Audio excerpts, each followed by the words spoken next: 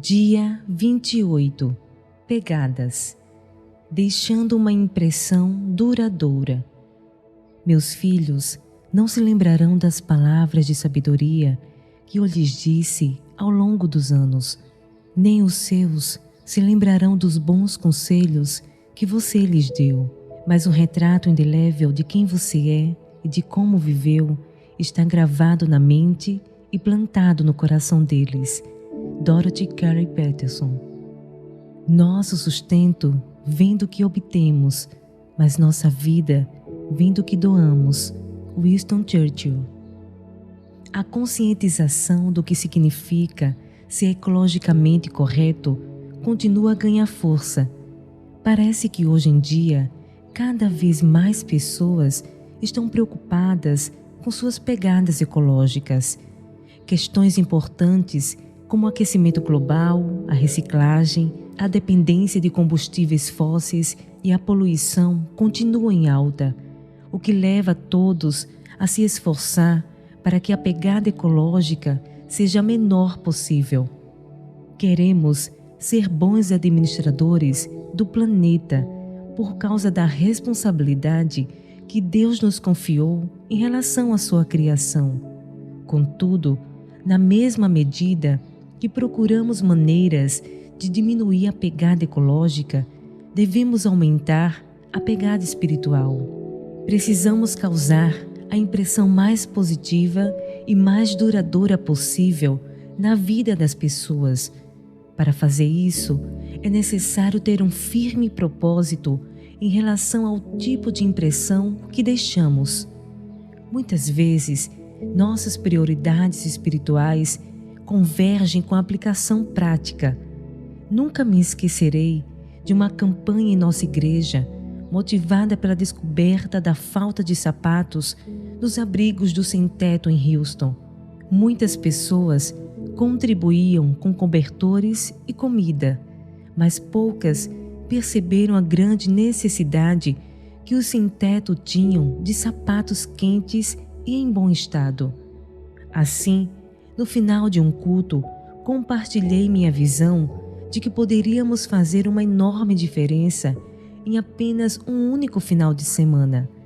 Pedi a todos que se sentiram tocados que tirassem seus sapatos e os deixassem na frente da igreja, saindo de meias ou descalços, sentindo o chão frio que muitos homens e mulheres sem teto sentiam todos os dias.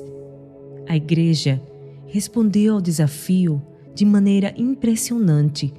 Recolhemos 4.500 pares naquele dia e resolvemos o problema de sapatos em Houston, fazendo um estoque para vários meses.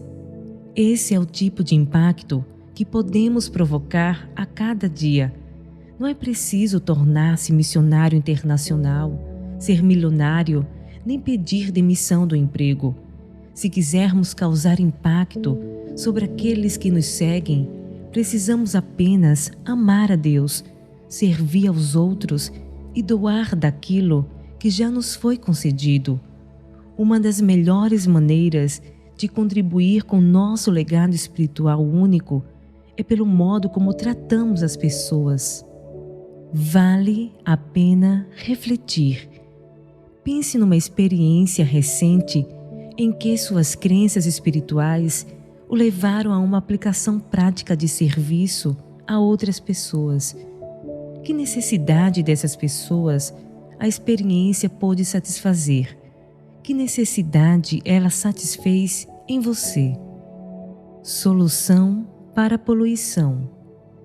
De mesmo modo que devemos controlar a emissão de gases tóxicos industriais e diminuir a poluição, devemos lidar com os resíduos que se acumulam em nossa alma. Pode ser tentador desprezar nossas próprias faltas e deficiências e nos concentrar exclusivamente nos erros alheios. Todos nós conhecemos pessoas que se orgulham de sua espiritualidade, mas apontam as falhas dos outros e ignoram as próprias. Deus nos chama a olhar para dentro e examinar nossa própria consciência sem julgar outras pessoas. Lemos em Isaías 1, verso 18. Embora os seus pecados sejam vermelhos como escarlate, eles se tornarão brancos como a neve. Embora sejam rubros como púrpura, como a lã se tornarão. Nós cometemos erros, fizemos escolhas ruins e ferimos aqueles a quem mais amamos. Podemos tentar cobrir o lixo da alma, ignorá-lo e fingir que não está ali, mas com isso não eliminamos a poluição que corrói e sufoca o nosso coração. Julgamos os outros, fazendo comparações que nos levam a pensar que somos melhores porque não cometemos os erros deles. Mas pecado é pecado. Talvez eu e você tenhamos pecados diferentes na vida, mas todos eles nos colocam abaixo do padrão de Deus. Todo mundo já teve uma alma poluída porque todos nós pecamos. A notícia transformadora de vida é que Jesus Cristo nos perdoa e nos limpa até mesmo do entulho mais oculto.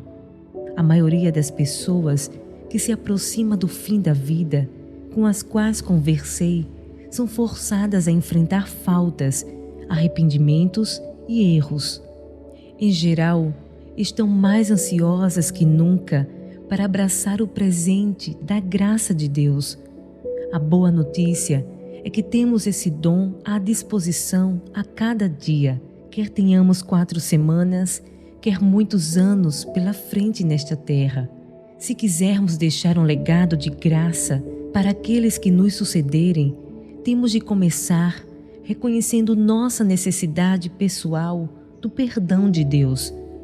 Uma das melhores maneiras de fazê-lo é pelo exame diário de nossa consciência. Quando estamos em dia com Deus, impedimos que os escombros espirituais se acumulem e bloqueiem nossa capacidade de amar e servir. Vale a pena refletir. Qual sua reação normal ao refletir sobre seus pecados e suas deficiências? Isso, em geral, o aproxima da graça de Deus ou o leva a um esconderijo mais profundo? Como você costuma reagir às falhas e os pecados dos outros? Qual é a correlação entre a maneira que você vê seus pecados e os pecados das outras pessoas?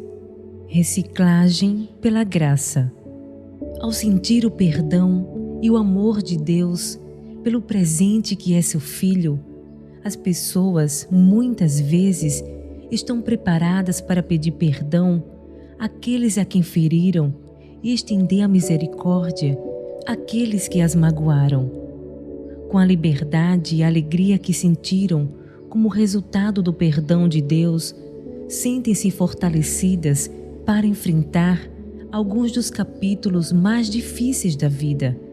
De fato, como Jesus explica em uma de suas parábolas, existe uma relação recíproca entre o perdão que recebemos e o que concedemos.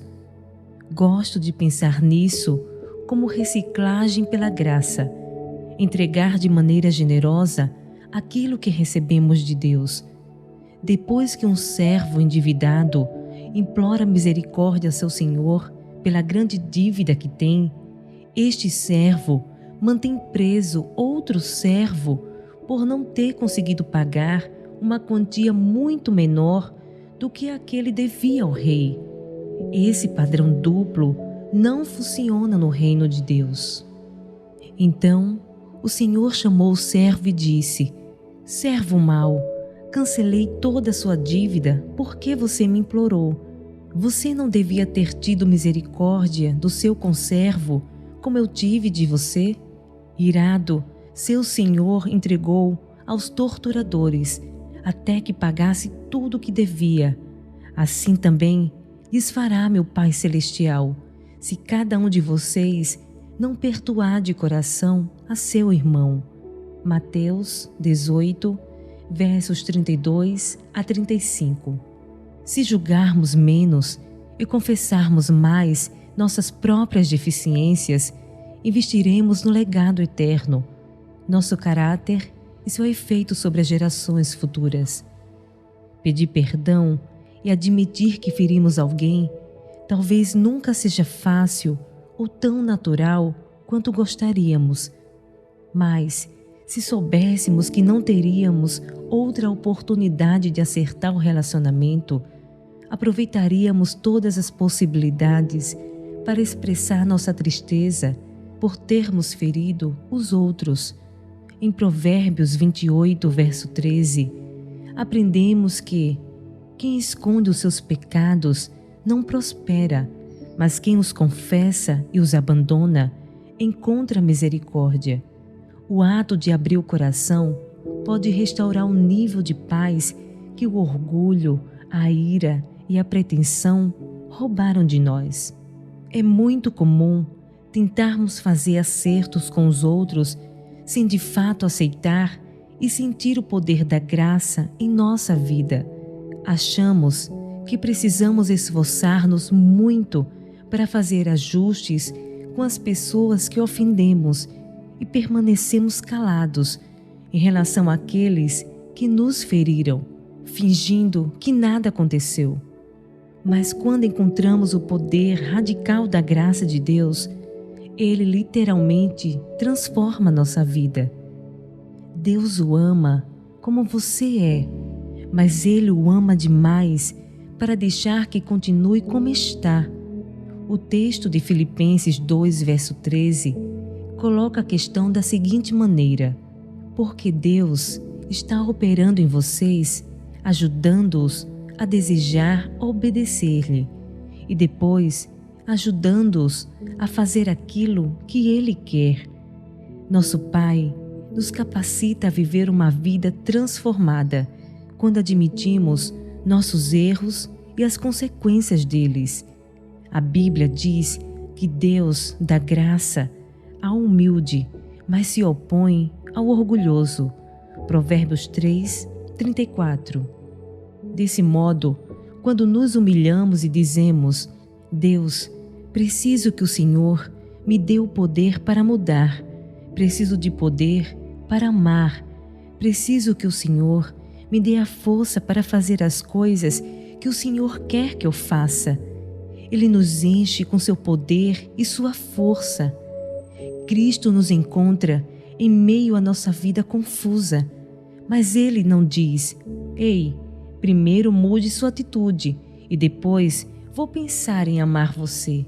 Não, a Bíblia diz que enquanto eu ainda era pecador, Cristo desceu, segurou-me em suas mãos e me perdoou. Quando ainda estava na pré-escola, um de meus filhos sofreu um acidente na frente de vários adultos, amigos meus.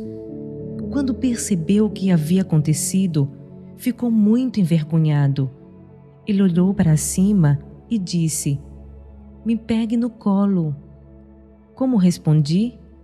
Por acaso disse: de jeito nenhum, droga, vá se limpar e depois eu pego você no colo. É claro que não. Peguei-o e segurei bem junto de mim, porque ele é meu filho e eu o amo sem restrições. A graça me aceita como estou, mas a graça também me dá o poder de mudar. O texto de Tito 2, verso 11 e 12 diz: porque a graça de Deus se manifestou salvadora a todos os homens. Ele nos ensina a renunciar à impiedade e às paixões mundanas e a viver de maneira sensata, justa e piedosa nesta era presente. Quando estamos na atmosfera da graça de Deus e nos sentimos totalmente aceitos, clamamos por mudança. Queremos conhecer a Deus e ser mais semelhantes a Ele. Se tivesse apenas um mês para viver, certamente você iria querer mudar algumas coisas na vida. O problema é que nenhuma mudança duradoura pode ser realizada a não ser que sejamos transformados e energizados pela derradeira fonte de poder, a graça de Deus. Não podemos esperar sair bem da vida sem ela. Não podemos deixar um legado espiritual duradouro, a não ser que nos coloquemos no lugar da outra pessoa, perdoando-a como fomos perdoados. Somos troféus da graça. Portanto, aceitem-se uns aos outros da mesma forma que Cristo os aceitou, a fim de que vocês glorifiquem a Deus. Romanos 15, verso 7. Devemos aceitar uns aos outros e mostrar o amor de Cristo aos que estão à nossa volta. Isso pode significar que às vezes haverá uma confrontação com os outros, ou que será preciso humilhar-nos a ponto de confessar e pedir perdão a eles. Somente a graça de Deus nos permite esquecer as feridas do passado e perdoar os outros. Somente sua graça pode motivar-nos a deixar de lado o orgulho, a vergonha, a culpa e o arrependimento e pedir que os outros nos perdoem. Quanto mais colocarmos a prática da graça em nossa vida, maior será o legado que deixaremos. Nas palavras de Jake Rindesper, a graça não é uma pequena oração que se recita antes das refeições. É uma maneira de viver para a vida toda.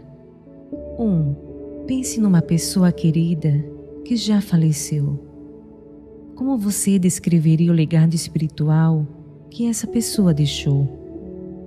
O que gostaria de imitar em relação ao legado de caráter dessa pessoa?